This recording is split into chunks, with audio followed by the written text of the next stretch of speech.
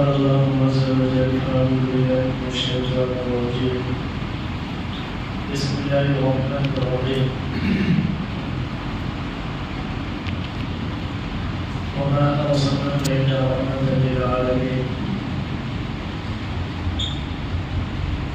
قال النبي صلى الله عليه وآله وسلم إنما بعثت معلما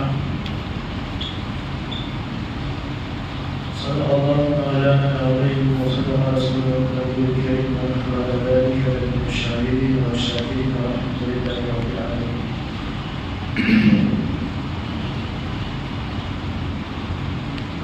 حسن یوسف دنیا رسالت بیزاداری آج خوبان مدارت بدون الحداری وصلنا وصل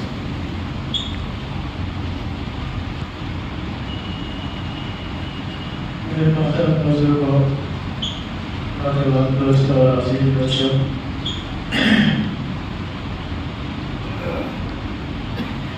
جو موضوع چل رہا تھا انشاءاللہ آئندہ چلتا رہے گا.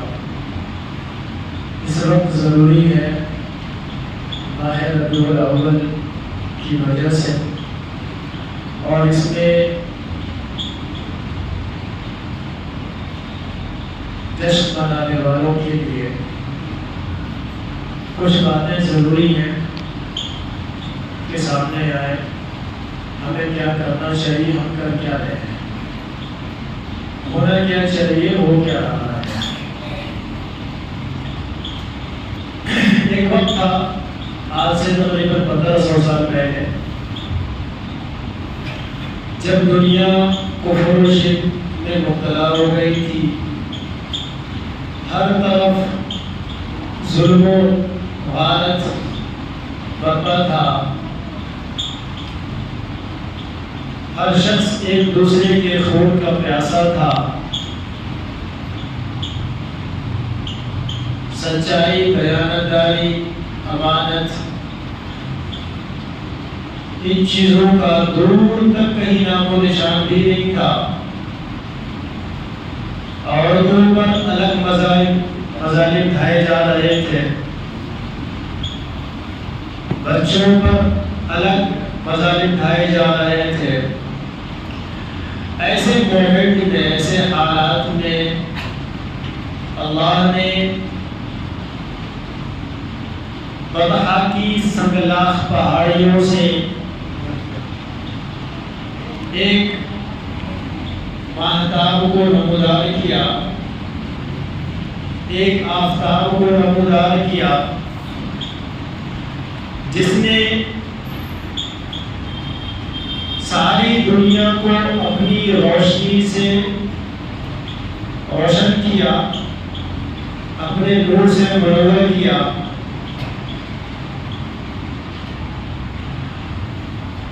آج ہم اسی آفتاب و مہتاب کی پیدائش کی خوشی میں جشن مناتے ہیں. وہ مہتاب کیسا تھا، اس کی کچھ صفت اللہ نے قرآن میں بیان کی ہے. ویسے تو سارا کا سارا قرآن ہی ان کی زندگی ہے، ان کا چہرہ ہے.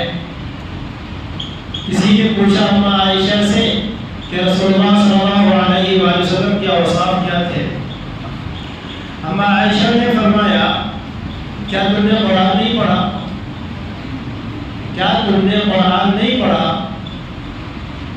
پورا قرآن ہی میرے نبی کا اوصاف، میرے نبی کے اوصاف ہیں.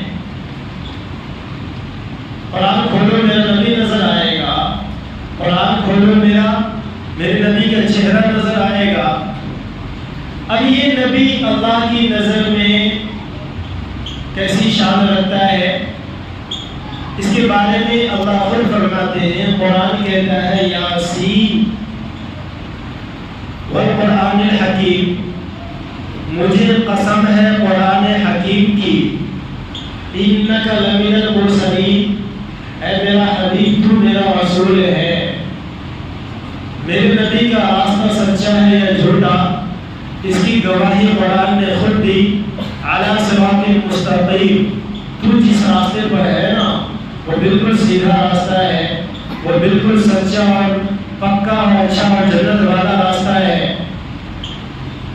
کس کی طرف سے نازل ہوا یہ قرآن؟ تو کسی طرف سے آیا ہے، تنزیل علی العزیز الرحیم۔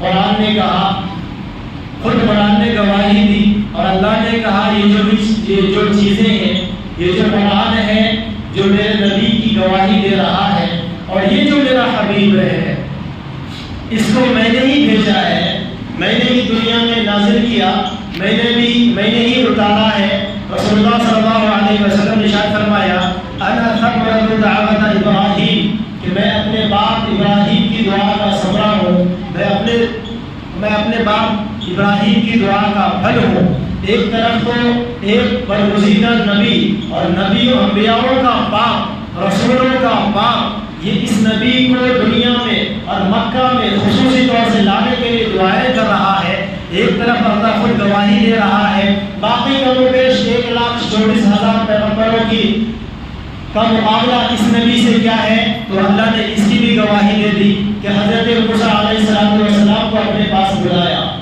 حضرت موسیٰ کو اپنے پاس بلایا، حضرت موسیٰ دوڑ کر گئے، دوڑے ہوئے بھاگے ہوئے گئے اللہ کے پاس میں۔ اللہ نے کہا کہ موسیٰ وما أعجلك عن قومك یا موسیٰ،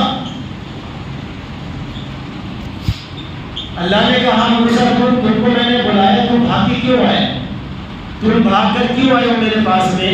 حضرت موسیٰ نے کہا یا اللہ آپ نے مجھے بلایا، میں آپ کے پاس بھاگا ہوا اس لیے آیا تاکہ میں آپ کو راضی کروں، تاکہ میں آپ کو راضی کر سکوں۔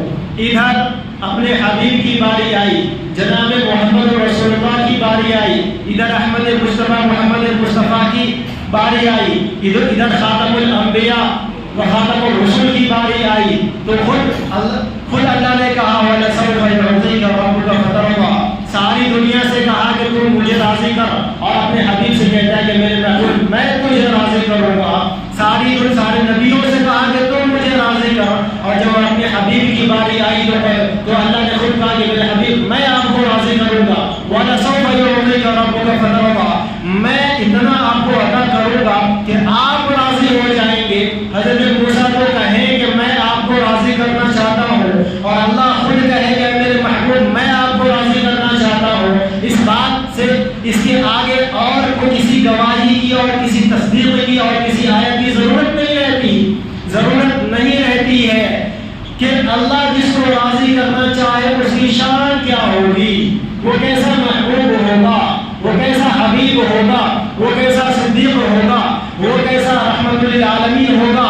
اور پھر تمام دنیا والوں سے کہا، دنیا کے تمام بنی نوع انسانوں سے کہا، بلکہ تمام مسلمانوں سے کہا کہ لقد جاءکم رسول من انفسکم عزیز علیہ ما عنتم حریص علیکم بالمؤمنین رؤوف رحیم۔ ان سے یہ کہا کہ تمہارے درمیان میں ایسا رسول آیا ہے، ایسا نبی آیا ہے جو بہت حریص ہے۔ اور حریص کس چیز کا؟ امتی کو دیکھیں تو دولت کا حریص، امتی کو دیکھیں تو مال و دولت کا حریص لالچی ہے، امتی کو دیکھیں تو بڑی بڑی بلڈنگوں کا لالچی ہے، امتی کو دیکھیں تو کار اور بنگلوں کا لالچی ہے، امتی کو دیکھیں تو پیسوں کا لالچی ہے، امتیوں کو دیکھیں تو سونے چاندی کا لالچی ہے۔ مگر اس امتی کا نبی کیسا ہے؟ اور اللہ خود اس کی گواہی دے رہا کہ لقد جاءکم رسول من انفسکم عزیز علیہ ما عنتم حریص، یہ جو تمہارے درمیان رسول آیا ہے یہ بہت حریص ہے۔ کس چیز میں حریص ہے؟ کس چیز کا حریص ہے؟ یہ تمہارے لیے تڑپتا ہے، تمہارے لیے ان کا دل قلقتا ہے، اور تمہارے لیے یہ چاہتا ہے کہ کس طرح تمہاری بخشش ہو جائے، کس طرح تم اللہ کی نظر میں پیارے ہو جاؤ، کس طرح تمہاری مغفرت ہو جائے، کس طرح تم نیک بن جاؤ، کس طرح تم جہنم سے بچ جاؤ، کس طرح تم قبر کے عذاب سے بچ جاؤ، کس طرح تم جنت میں چلے جاؤ۔ اور یہ تو دنیا میں حریص ہے، آخرت میں بھی حریص ہوگا کہ جب میدان حشر میں سارے نبی نفسی نفسی کے عالم میں ہوں گے، ہر کسی کو اپنی پڑی ہوگی، حتیٰ کہ نبیوں کو بھی اپنی پڑی ہوگی، اس وقت بھی یہ اتنا بڑا حریص ہے کہ اس کو اپنی نہیں پڑی ہوگی، اپنے اہل بیت کی نہیں پڑی ہوگی، اپنے خاندان والوں کی نہیں پڑی ہوگی، اس کو پڑھی ہوگی تو کس کی پڑھی ہوگی؟ امتی کی پڑھی ہوگی کہ اس وقت بھی پلسرات کے پاس کھڑا ہو کر کے یہ کہہ رہا ہوگا کہ یا رب حبلی امتی، یہ تمہیں بچانے کی فکر میں لگا ہوگا۔ ساری دنیا کے لوگ اولین اور آخرین کہہ رہے ہوں گے یا رب نفسی، اور یہ کھڑا ہو کے پلسرات کے پاس دامن کو پھیلا کر اللہ سے مجھ سے یہ کہہ رہا ہوگا کہ یا رب حبلی امتی، اے میرے اللہ میری امت کو پار لگا دے، میری امت کو معاف کر دے، میری امت کو بخش دے۔ ایک اور مسئلہ اللہ نے بیان کیا اپنے حبیب کا۔ اب یہ تو بات کے نبی ہے، سب سے پہلے انسان سب سے پہلے نبی کے بارے میں اگر لے تو کہا وَلَقَدْ عَهِدْنَا إِلَىٰ آدَمَ مِن قَبْلُ فَنَسِيَا، ہم نے آدم سے وعدہ لیا وہ تو بھول ہی گئے، ہم نے آدم سے وعدہ لیا یہ تو بھول ہی گئے۔ اپنے حبیب کے بارے میں فرمایا کہ اس کو جو بولوں گا یہ کبھی نہیں بھولے گا، اس کو جو بولوں گا یہ کبھی نہیں بھولے گا۔ آدم بھول گئے، محمد صلی اللہ علیہ وآلہ وسلم یہ اس کو جو کہوں گا یہ کبھی نہیں بھولے گا، یہ اپنے نبی کے بارے میں کہہ رہا ہے۔ یہاں تک کہ نماز میں ایک دفعہ عصر کی نماز میں 4 رکعت کی نماز 3 رکعت پڑھا دی اللہ کے نبی، اور اس وقت کسی ٹینشن میں تھے اللہ کے نبی صلی اللہ علیہ وسلم، مسجد میں ٹینشن میں تشریف لائے، نماز پہ کھڑے ہوئے، نماز پڑھائی، عصر کی نماز تھی، 3 رکعت نماز پڑھائی، اور سیدھے مصلی سے اٹھ کے جا کے کنارے میں بیٹھ گئے چپ چاپ۔ کوئی غم تھا کسی چیز کا؟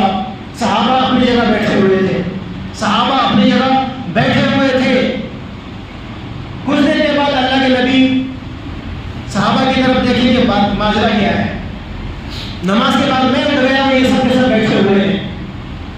اللہ کے نبی نے دیکھا وہ صحابہ میں سے ایک صحابی نے پوچھا یا رسول اللہ کیا عصر کی نماز میں تخفیف ہو گئی؟ کیا عصر کی نماز میں تخفیف ہو گئی ہے؟ رسول اللہ صلی اللہ علیہ وآلہ وسلم نے فرمایا نہیں، تخفیف نہیں ہو رہی ہے، 4 رکعت نماز ہے۔ کیوں؟ کہا کہ آپ نے 3 رکعت نماز پڑھایا ہے عصر کی۔ رسول اللہ صلی اللہ علیہ وسلم نے فرمایا نہیں، 4 رکعت نماز ہے۔ واپس آئے مصلی پر اور 4 رکعت نماز پڑھائی ہے، اور یہ پھر ارشاد فرمایا اللہ کے نبی نے کہ میں بھولتا نہیں ہوں، بھلا دیا جاتا ہوں، میں بھولتا نہیں ہوں، بھلا دیا جاتا ہوں۔ اور یہ رسول اللہ صلی اللہ علیہ وسلم کا بھلا دیا جانا یہ امت کے حق میں رحمت تھی امت کے حق میں، ورنہ اللہ کے نبی کبھی بھولتے نہیں۔ قرآن بھی اس کا شاہد ہے، قرآن اس کا بھی شاہد ہے، اس کے بارے میں ہی بتا رہا ہے۔ آج سوچنے کی بات یہ ہے، زیادہ لمبا بیان نہیں کر سکتا، وقت کی کمی ہے۔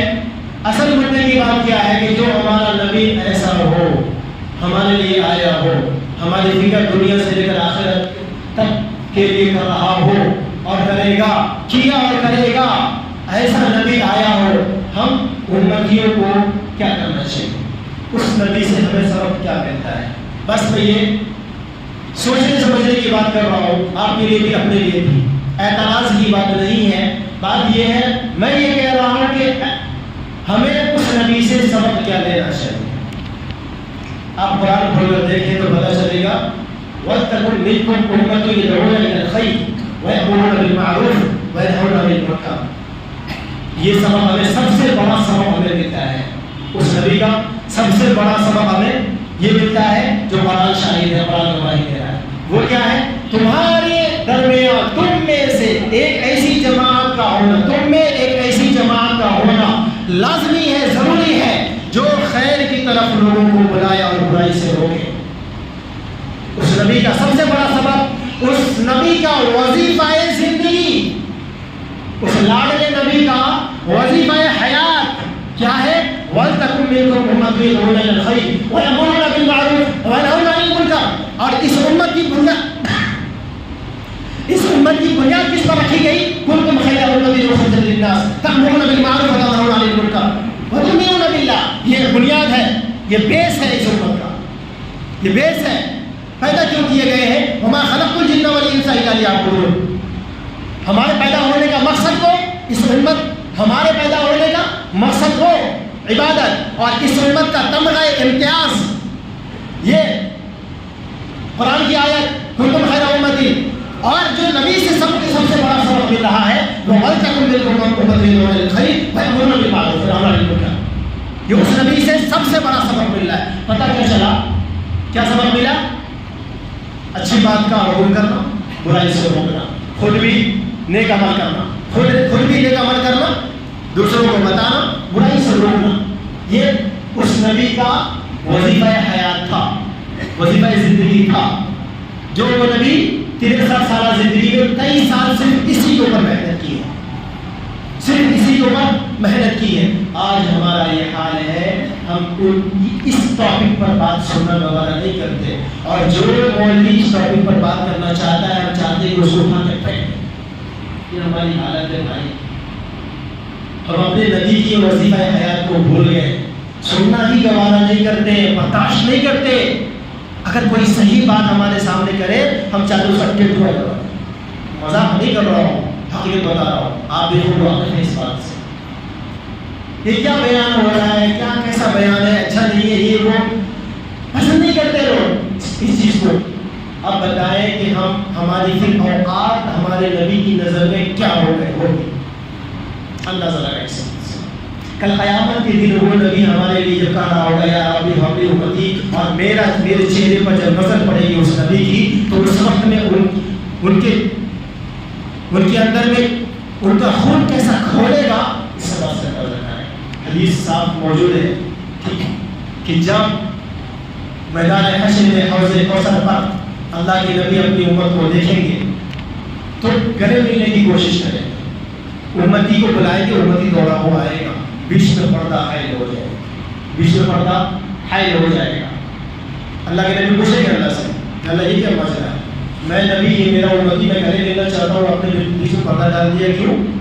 اللہ کہیں گے میرے حبیب بے شک یہ آپ کا امتی ہے، لیکن آپ کی دین کے اندر میں بڑھا چڑھا کے اس لیے پیش کیا کرتا تھا، یعنی بدعات کیا کرتا تھا. دنیا میں بدعات اپنے من میں جو آیا وہ کام کرنا شروع کر دیا، ثواب سمجھ لیا اس کو، دین کا کام سمجھ لیا اس کو.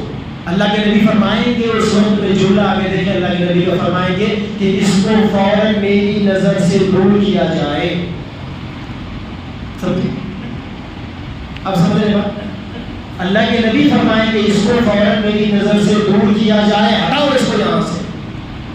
اللہ کے نبی خود دور کروائیں گے. آپ سوچو نا بھائی، دنیا میں ہم ڈھول بجا رہے ہیں، تاشے بجا رہے ہیں، جھنڈے لہرا رہے ہیں، اور اس میں گستاخی اتنی کر رہے ہیں نا، اسلامی جھنڈا کلمہ لا الہ الا اللہ محمد رسول اللہ لکھ کر کے چادر پہ، اور چادر کو گاڑیوں پہ رکھ کر کے نعوذ باللہ اس کے اوپر جوتا سے پیر رکھے ہوئے. ایسی کتنی تصویر آپ نے دیکھا ہوگا. اگر میں جھوٹ کہہ رہا ہوں آپ جلوس میں چلے جائیں، جا کے دیکھیں آپ کیا ہو رہا ہے. کھڑا کھڑا پیشاب کرے گا اور پانی نہیں لے گا، ہاتھ میں پیشاب لگا، کپڑے میں پیشاب لگا، اسی ہاتھ سے آگے جھنڈا پکڑے گا، اسلام کا جھنڈا کہے گا اور کلمہ لکھا ہوگا، قرآن کی آیت لکھی ہوگی، اس کو پیشاب والے ہاتھ سے پکڑ رہا ہوگا. اگر یہ بات کرو تو میں کہوں مولوی خراب ہے، اٹھا کر پھینکو اس کو. یہ بات آپ سوچیں نا، کامن سینس سب کے پاس ہے، سب کے پاس دماغ. آپ خود سوچیں میں جو بات کر رہا ہوں، جو بات میں بتا رہا ہوں، یہ میں غلط کہہ رہا ہوں. اگر غلط کہہ رہا ہوں بے شک مجھے یہاں بیٹھنے کا حق نہیں ہے، لیکن اگر میں صحیح کہہ رہا ہوں تو اب اس بات سے انکار تو اللہ کی پکڑ کا سبب بنے گا ضرور انشاءاللہ. سمجھ رہے بات کو؟ ٹھیک ہے. تو اسی لیے جو خرافات کرتے ہیں ان سے باز آئے. نبی کی محبت کا تقاضا یہ ہے کہ نبی کی زندگی کیا ہے اسے معلوم کریں. ہمیں یہ جتنے بھی جلوس نکالنے والے ہوتے ہیں نا، حقیقت مان کے جو نبی کا صحیح سے نام نہیں پتا ہوتا ہے، نبی کا نام نہیں پتا، کلمہ پڑھنے نہیں آ رہا ہوتا ہے، درود پڑھنے نہیں آ رہا ہوتا ہے، مگر نعرہ لگا رہے ہوتے ہیں. تو اصل ہمارا مقصد یہ کام یہ ہے کہ ہم اپنے نبی کی زندگی کو سیکھیں، ان کی تعلیمات کو سیکھیں، اور سیکھ کر خود بھی عمل کریں اور امت کو بھی بتائیں، امت تک اس بات پیغام کو پہنچائیں. یہ نبی کا وظیفہ حیات ہے، نبی کا وظیفہ زندگی ہے، اور یہی ہمارا مقصد ہونا چاہیے قرآن کے اعتبار سے. اللہ ہمیں صحیح سمجھ کے ساتھ عمل کی توفیق عطا فرمائے. سبحان اللہ و بحمدہ، سبحان اللہ و بحمدہ، اشہد ان لا الہ الا اللہ.